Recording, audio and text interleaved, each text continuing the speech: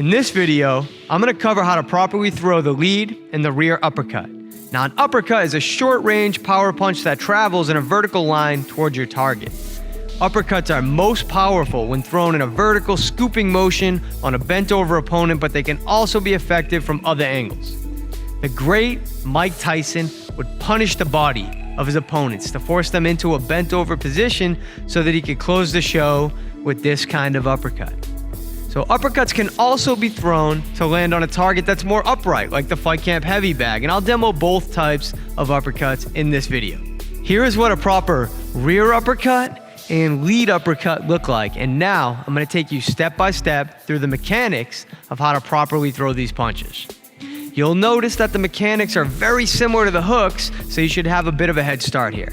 I encourage you to follow along as you watch this video and also to re-watch this video multiple times to become comfortable with the technique. First, for the lead uppercut, we'll start off in our neutral stance with our weight evenly distributed. From there, we'll transfer some of our weight onto our lead leg to load ourselves up to throw the punch. You can do this by throwing a setup punch like a 2, or you can literally just cheat over to that position. That's what we'll do for now if you're following along. From there, you'll bring your hand slightly off your face into this position. I'm going to freeze here for a second so you can study this position that I'm in.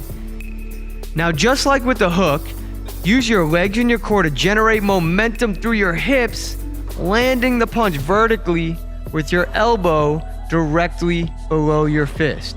Remember to pivot your lead foot as you throw this punch to help open up your hips and generate maximum power. That's the lead uppercut. Now for the rear uppercut, it's going to be very similar to the mechanics of the lead uppercut, except it will come from the rear side, so you will not have to transfer any weight prior to throwing the punch from the neutral stance. I bend my knees and I open my hand off of my face a little bit, and I engage my core to twist my torso and to generate power, landing the punch vertically with my elbow directly below my fist. A trick with the uppercuts to get a little bit more power, and this is similar to the trick that I taught you with the hooks, is to open your arm up a little bit wider at the start of the motion, and as you generate force through your torso and drive up, you engage that bicep and close up that angle to about 90 degrees. This will add a whip-like motion to your uppercut, sort of like a second gear, to maximize power. All right. Now we'll go through how to land the uppercuts on an upright target like the FightCamp App. When boxing an opponent in real life who is standing upright, you will very often have to throw the uppercut at this angle to land it. For the lead uppercut, you start by transferring weight to your lead side. You generate power by shifting your weight from lead to rear. Make sure to pivot your lead foot to open up your hips and maximize that weight transfer. As you begin to transfer weight, your punching hand opens up off of your face and your elbow should be bent at about a 90-degree angle. That angle should open up as you drive your fist into the bag, landing with your knuckles and your palm facing up. And now, here is a look at the uppercut from the rear side. Again, you transfer weight to generate power. How much weight you transfer and how fast you transfer it determines how hard you hit.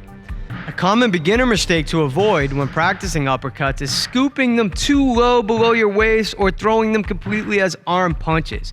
You're not going to generate much power by just using the muscle in your arms to throw an uppercut.